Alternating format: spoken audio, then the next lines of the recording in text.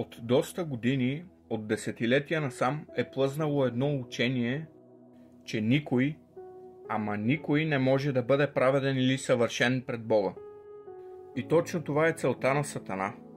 Нека погледнем 2 Тимотей 4 глава 3 стих.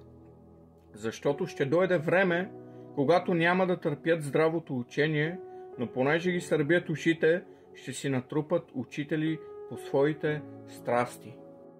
Словото съдържа доста фрагменти, които ни показват, че Бог изисква съвършенство от нас. Но просто тази мисъл ни харесва. Дава ни по-силен старт да съгрешаваме и да толерираме грехът. И да се успокояваме с мисълта, че праведен нито един няма и само единствено Исус е праведен. И точно, че Той бе праведен и съвършен, то трябва и ние да бъдем такива като Него. Нека погледнем Матей 5 глава 48 стих. И така бъдете съвършенни и вие, както е съвършен вашият небесен Отец. Както и Второзаконие 18.13. Съвършен да бъдеш пред Господа Твоят Бог. Както и Яков 2 глава 10 и 11 стих. Защото който опази целият закон, а съгреши в едно нещо, бива виновен във всичко. Понеже онзи, който е казал не прелюбодействай, казал е и не убивай. Така че ако не прелюбодействаш, а пък убиваш, станал си престъпник пред закона. Ако смятаме, че Божията сила е безгранична и няма нещо, което Бог не може да направи, значи вярваме, че Бог е всесилен и всемогъщ да ни промени до съвършенство. Лука 18.27. Той отговори: невъзможното за човеците е възможно за Бога. И още Ефесяни 5 глава 27 стих.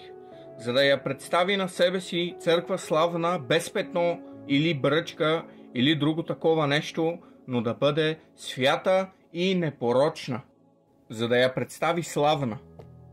Кажете ми, нещо грешно или нечисто може ли да бъде славно или прославено от Бога? В същия пасаж казва свята и непорочна. Грехът може ли да бъде свят и непорочен? Тогава Бог как ще ни представи святи и непорочни пред себе си, ако ние не сме святи и непорочни? Откровение 21.27.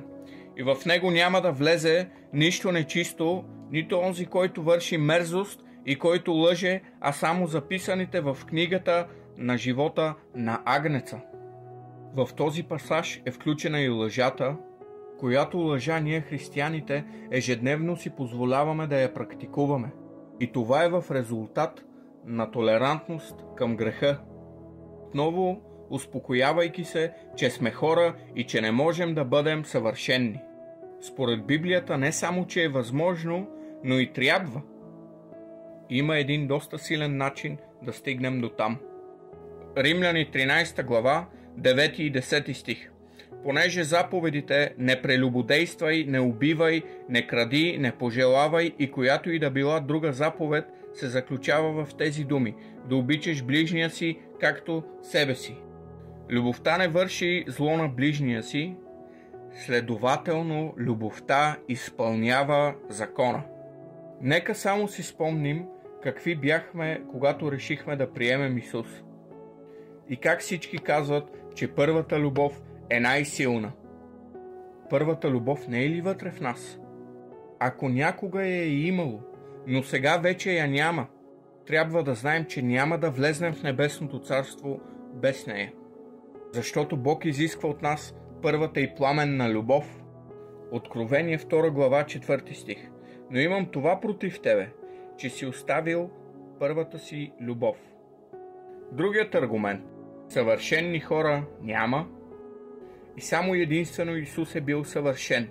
Много хора, казвайки това, смятат, че казват нещо много добро, възхвалявайки Бога, че само Той е съвършен, без да осъзнават, че лъжат. Нека да видим как Павел завършва второто си послание към Коринтияните, 13 глава 11 стих. Какво им пожелава и какво ги съветва?